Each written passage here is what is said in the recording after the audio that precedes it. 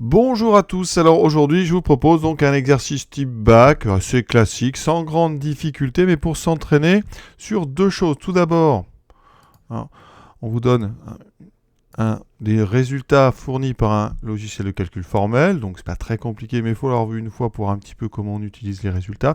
Et ensuite, partie B, une étude économique, et donc on utilise les maths pour répondre à des contraintes économiques. Donc on est parti, première partie A de cet exercice, on va étudier une fonction. Donc vous voyez que l'exponentielle, c'est x plus exponentielle moins x plus 1. Première question, limite de f en plus l'infini. Alors, on a de l'exponentielle, donc je vais rappeler deux choses, comme ça révise un petit peu pour tout le monde. Donc vous savez que la limite d'exponentielle x quand x tend vers plus l'infini, c'est plus l'infini. Et on sait que la limite d'exponentielle x quand x tend vers moins l'infini, c'est 0.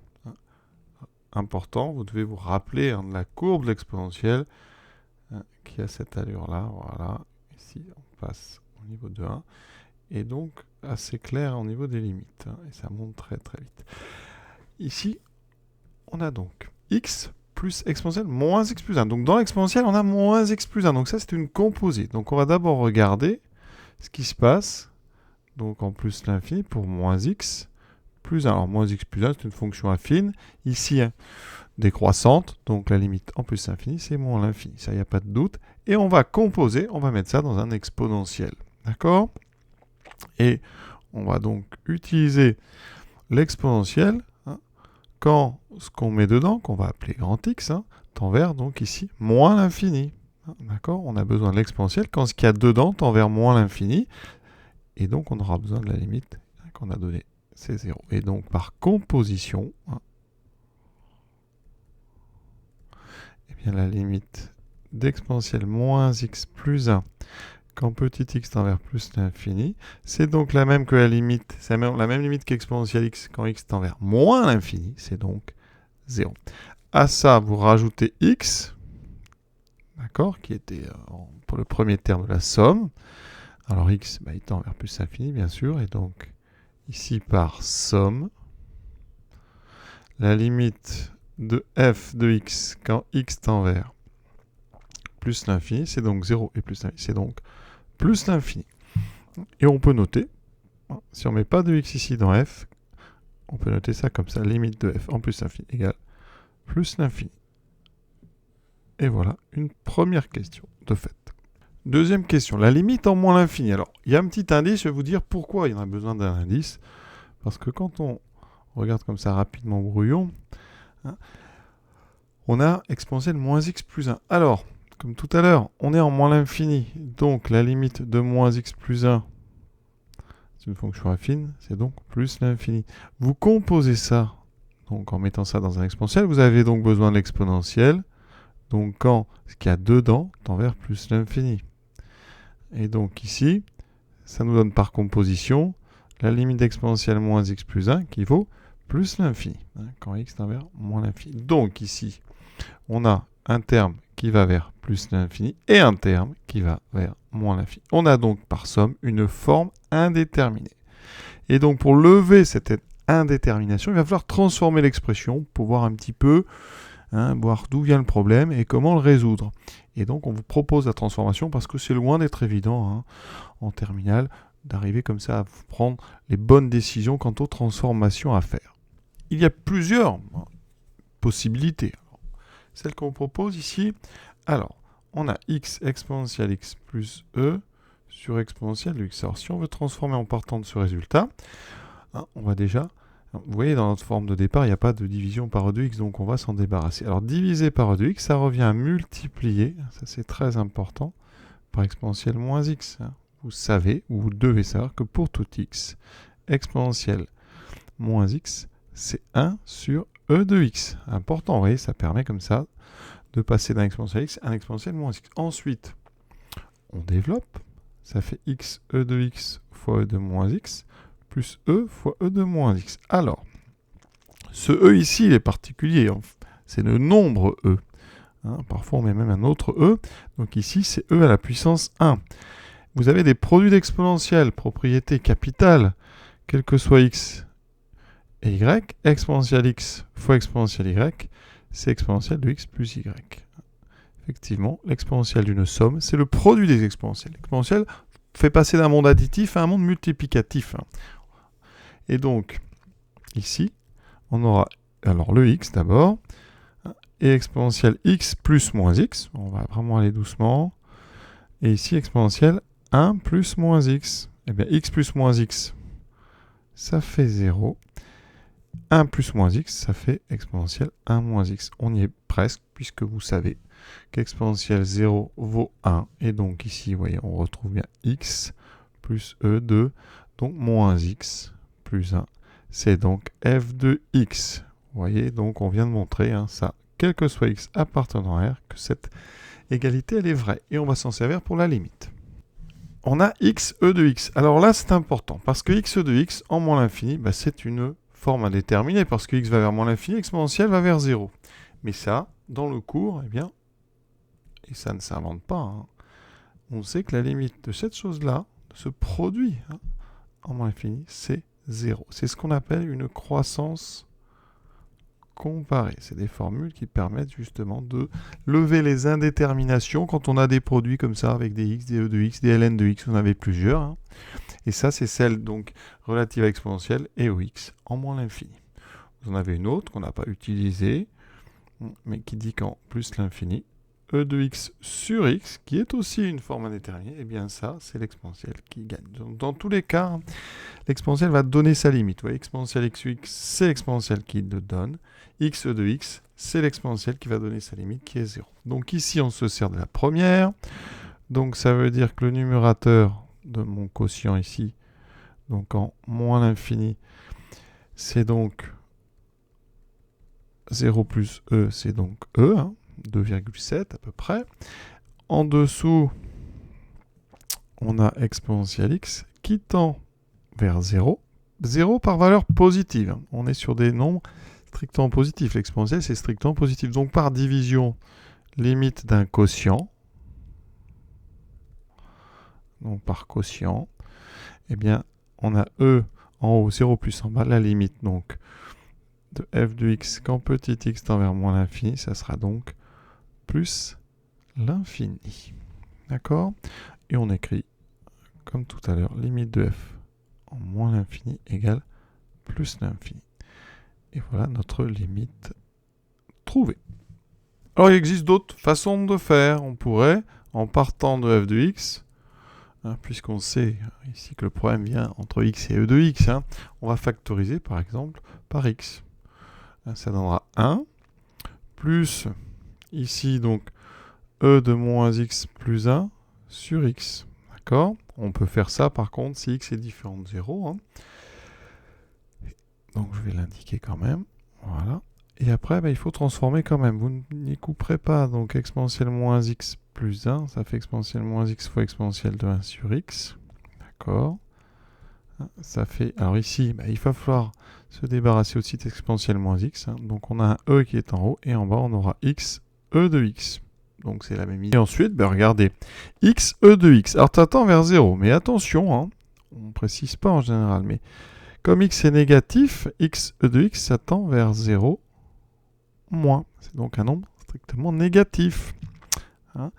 Et donc e en haut, 0 moins en bas, en limite, eh bien, ce terme-là, il tend vers donc moins l'infini. Vous rajoutez 1. Donc la parenthèse tend vers moins l'infini. Vous multipliez par x, qui tend vers moins l'infini. Et bien par produit, moins l'infini fois moins l'infini, ça donne plus l'infini. Donc vous voyez que c'est pas si simple que ça quand même. Voilà.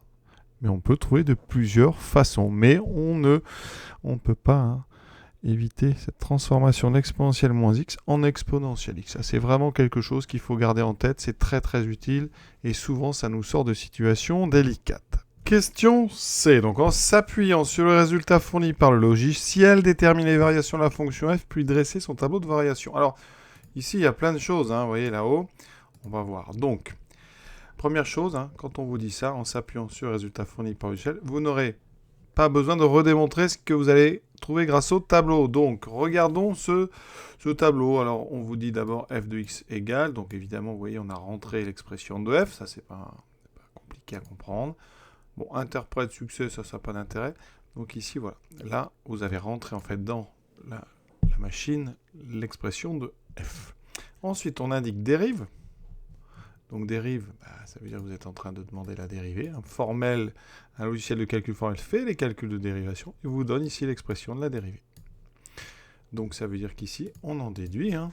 Ligne 2. La dérivée de f, donc f' de x, est égale à donc, moins exponentielle moins x plus 1 plus 1. Alors on aurait pu le trouver tout seul, parce que f de x,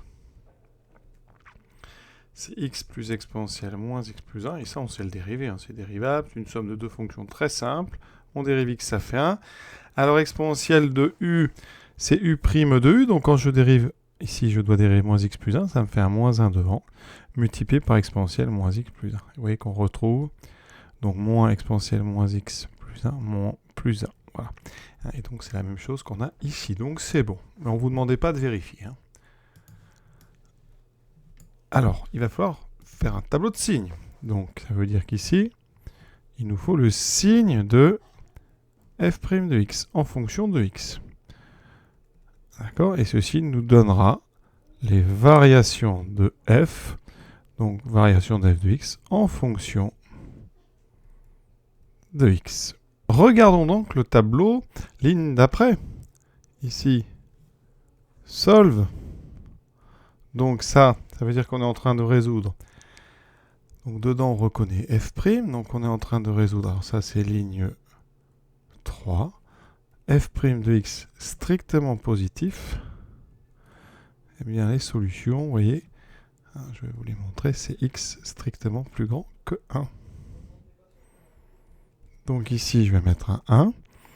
Et donc, quand je suis strictement plus grand que 1, j'ai le droit de mettre un plus. La question. Alors, je pense que le sujet était prévu pour que les élèves après complètent en mettant un 0 ici et donc un moins à gauche. Mais normalement, vous ne pouvez pas compléter. Vous ne pouvez pas savoir si, il n'y a pas d'autres zéros, par exemple. Elle pourrait s'annuler plein de fois et être négative. Voilà. Donc, officiellement, il va falloir, vraiment pour être rigoureux, il faut résoudre f' de x égale 0 pour avoir le droit de mettre les moins. Vous allez voir qu'on va trouver uniquement le droit de mettre un 0 sur le 1. f' égale 0. C'est donc moins exponentielle moins x plus 1 égale 0. Donc, 1 est égal à exponentielle moins x plus 1. 1, c'est exponentielle 0. Donc, exponentielle, quand deux nombres... Donc, exponentielle de a égale exponentielle de b, ça veut dire qu'a égale b. Sinon, vous passez au logarithme. Ça fait 0 égale moins x plus 1. D'accord. La propriété que j'utilise, si vous voulez... Alors, c'est une propriété simple. Exponentielle de x égale 1. Ça veut dire que x égale 0. Donc ici, vous voyez, ça me donne x égale à 1. D'accord? Et donc ça me donne le droit de mettre le 0. Il n'y a qu'un seul 0 au niveau du 1. Et donc, eh bien, la seule chose qui nous reste pour la dernière case, c'est un moins. D'accord? Donc vraiment, normalement, il faut faire ça. Je pense qu'on acceptait et qu'on accepterait sur les copies des élèves ce genre de choses. Mais il faut vraiment vérifier que ça ne s'annule qu'en 1. Ensuite, les variations, on en déduit très vite que ça descend, ça monte. Les limites qu'on a déjà trouvées, plus l'infini, plus l'infini.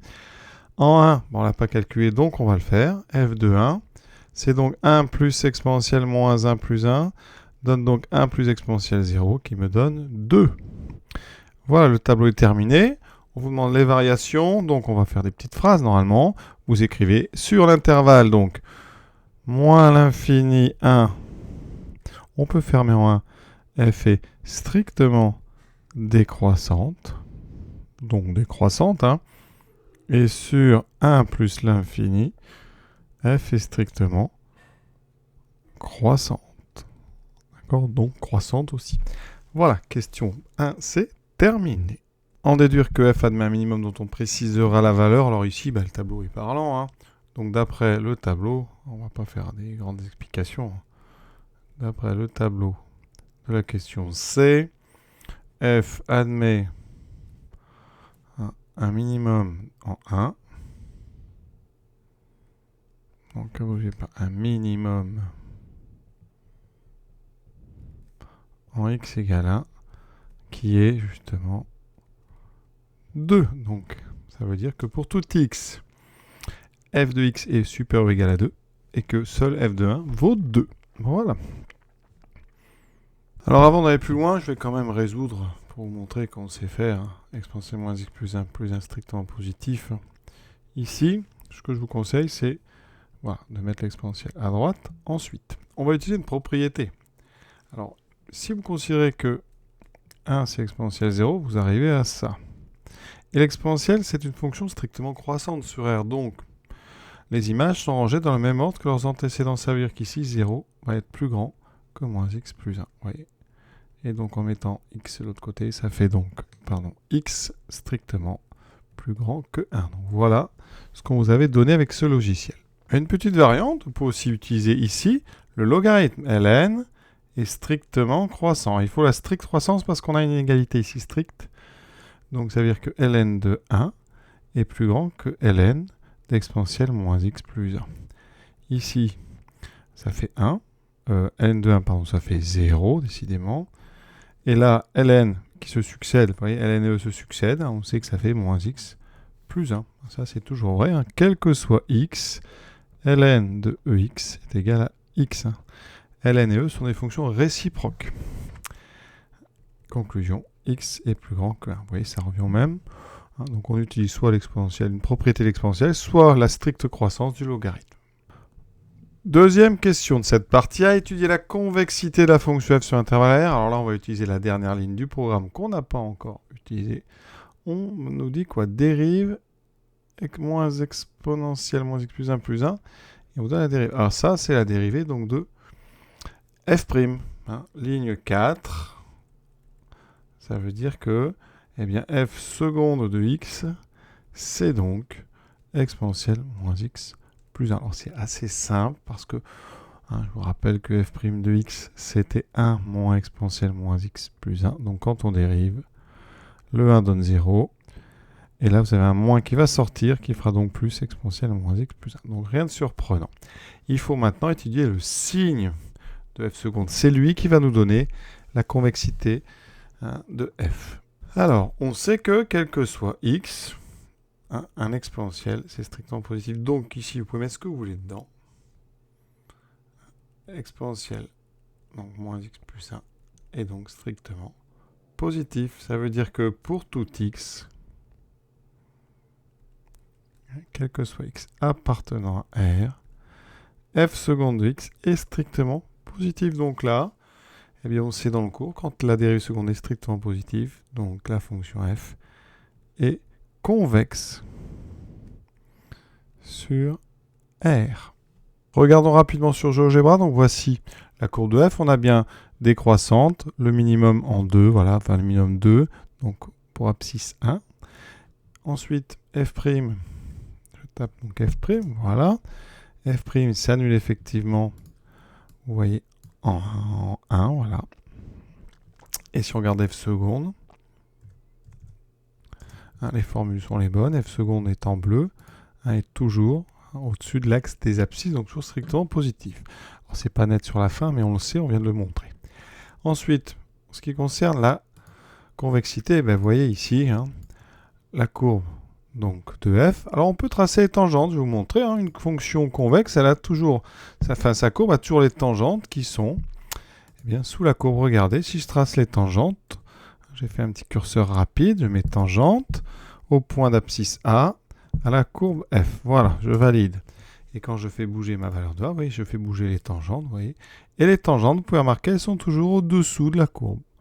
Donc on a bien une fonction convexe sur R. Voilà, cet exercice, en tout cas cette partie est terminée. Maintenant, on va passer à la deuxième partie, la partie B, études économiques. Donc, une entreprise fabrique des masques inclusifs transparents permettant de lire sur les lèvres. Sa capacité de production est limitée compte tenu de l'outil de production. Donc, 10 000 masques par semaine. Le coût de revient donc, est modélisé par F, d'accord, où X est le nombre de masques. Et donc ce coût de revient, c'est f de x en milliers d'euros. Les unités, c'est toujours important dans ces exercices, donc on fait attention. Quel nombre de masques faut-il produire pour que le coût de revient soit minimum? Alors, d'après ce qu'on vient de faire dans la partie A, donc partie A, f admet donc en x égale à 1 minimum.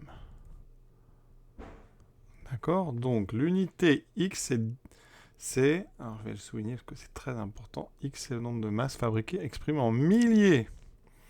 D'accord? Donc cela correspond, on a trouvé x égale 1, cela correspond à 1000 masques. Alors on ne vous demande pas dans ce cas-là le coût de revient, mais le coût de revient, ça sera, le minimum c'est 2, donc ça sera donc 2 fois 1000, 2000. Un masque fabriqué par cette entreprise est vendu 12 €. On appelle marge brute pour X centaines d'euros. Faire attention, la différence entre le montant obtenu par la vente et leur coût de revient. Justifier que le montant obtenu, dans ce cas-là par la vente, est de 1,2x milliers d'euros.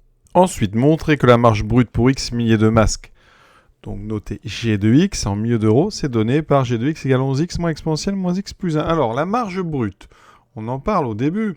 Ici, on vous dit que la marge brute pour X milliers de masques, c'est la différence entre le montant obtenu par la vente et leur coût de revient. Alors, je rappelle que la vente, on vient d'en parler. La vente, donc, pour X, c'est 12x milliers d'euros. Et ensuite, le coût de revient, en fonction du nombre de masques, on nous dit que c'est en haut f de x. Toujours en milliers d'euros. F de x en milliers d'euros pour x. Dizaines pour x milliers de masques. Donc on est bien sur x qui est en milliers. Et on a des sommes qui sont en euros. Donc ça veut dire que la marge brute, qu'on note G de x, c'est donc la vente, 12x, moins f de x, et tout ça, donc exprimé en milliers d'euros. 12x moins f de x qui est encore en haut, ça fait 12x moins x plus exponentielle moins x plus 1. Vous voyez que ça fait 12x moins x, ça fait donc 11x moins exponentielle moins x plus 1. Et on a terminé cette question B. Ensuite, étude de G, montrer que G est strictement croissante sur l'intervalle 0,10. Alors il faut calculer G', donc quel que soit x appartenant à R, G', c'est combien? Donc on dérive 11x, ça donne 11, moins la dérivée d'exponentielle moins x plus 1, moins exponentielle moins x plus 1. Ça fait 11 plus exponentielle moins x plus 1. Il faut maintenant étudier le signe de G'.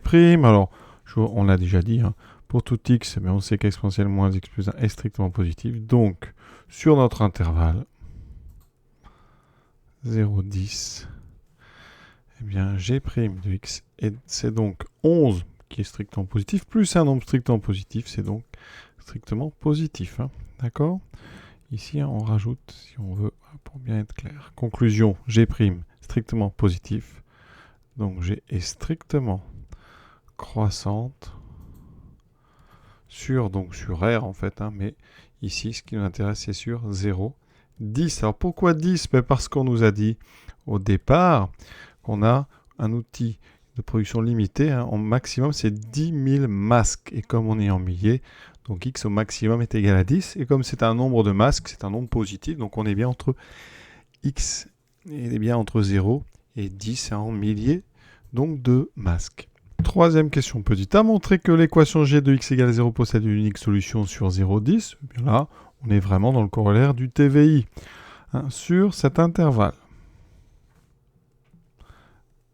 On sait que G est continu. Pourquoi? Parce qu'on l'a dérivé, on a dit que c'était dérivable. C'est une somme de deux fonctions, donc dérivables, sur R, donc sur 0,10. G, on vient de le montrer, est strictement croissante. D'accord? Il nous faut calculer donc G de 0. Alors je vais le faire à côté. G de 0. C'est donc 11 fois 0 moins exponentielle moins 0 plus 1. Ce qui donne donc moins exponentielle 0, donc moins 1. qui est négatif strictement. G de 10, ça fait 11 fois 10, moins exponentielle moins 10 plus 1. Donc 110 moins exponentielle moins 9. Ça, on sait que c'est exponentielle moins 9, enfin E moins 9, c'est en fait 1 sur E9, donc c'est très petit, c'est 1 sur E9, donc G de 10, c'est strictement E9, voilà, strictement positif. Conclusion, corollaire du théorème des valeurs intermédiaires, l'équation G de x égale 0 admet sur l'intervalle donc 0,10 une unique solution qu'on va appeler alpha. Alors pour un petit peu que tout le monde comprenne vraiment bien, on pourrait faire un petit tableau sur 0,10. On a donc les variations de G. Variation donc de G, c'est croissant strictement. G de 0, c'est moins 1. G de 10, c'est strictement positif. Donc vous voyez, on va atteindre toutes les valeurs qui sont entre moins 1 et l'image de 10. Exactement une fois. Et donc, comme 0 est bien entre moins 1 et l'image de 10, c'est une valeur intermédiaire. Elle est donc atteinte. Et donc 0 admet un unique antécédent sur l'intervalle 0, 10. Alors, avec une Texas, comment trouver une valeur approchée de alpha? Eh bien, on rentre l'expression, on va dans graphe, voilà, vous tracez, il faut que votre solution soit sur le dessin, elle est ici, vous voyez. Et ensuite, vous allez sur calcul, on va voir vraiment, et on met 0, voilà. Alors, vous avez besoin vraiment d'encadrer la borne ici de gauche, donc on va se rapprocher, on va mettre ici une petite croix juste avant, qui vous intéresse, voilà, juste avant, je valide. Ensuite, une borne juste après. Voilà. Après, valeur initiale, bon, vous rappuyez, là, c'est bon. Et vous avez ici la valeur approchée, vous voyez, annoncée, donc 0,219. Donc, si j'arrondis, ça fait 0,202. Donc, à peu près 0,202.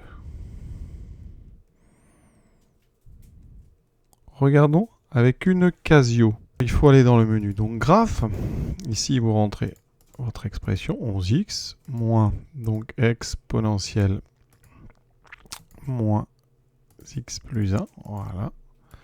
Comme pour les donc Texas, vous tracez. Par contre, ici, vous allez donc dans GSolve, voilà, et vous mettez root, racine, voilà. Et tout de suite, rien à faire, ça affiche tout de suite la racine, ici, donc 0, vous voyez, pareil, 2019, donc 0,202 à peu près. Sur les numworks, alors c'est pareil, alors, il y a plusieurs façons de faire, mais vous mettez fonction, vous ajoutez une fonction, donc f de x égale 11, donc x ici, moins exponentielle, donc vous le trouvez ici, exponentielle, donc moins x plus 1, vous validez, voilà. Ensuite, vous pouvez faire plein de choses avec ça. Ensuite, vous allez donc dans graphique, donc vous montez, graphique, voilà.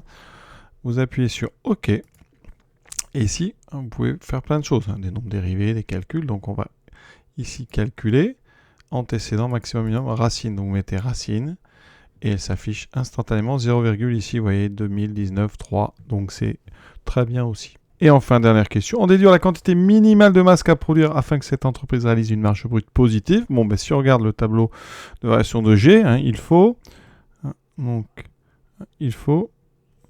G de X supérieur, positif, donc on ne dit pas positif ou nul, donc il faut que G de X soit supérieur ou égal à 0. Donc X doit être supérieur ou égal à alpha.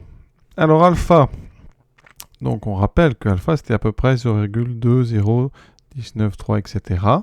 Que alpha c'est en milliers, donc si on met en milliers on va multiplier, donc il faut que donc X doit être supérieur ou égal à 201,93, etc. Et donc, comme on doit prendre au-dessus, c'est un nombre entier de masque, X doit être supérieur ou égal à 202. Et voilà pourquoi on vous demandait du alpha 10-3 pour pouvoir justement un petit peu avoir une valeur précise. Voilà, cet exercice est terminé. Voilà un exercice assez intéressant, pas trop difficile, ça mélange un petit peu les maths et un petit peu des notions économiques, voilà, et un petit logiciel de calcul formel en début de partie A. Voilà, je vous souhaite une bonne fin de journée à tous. À très bientôt.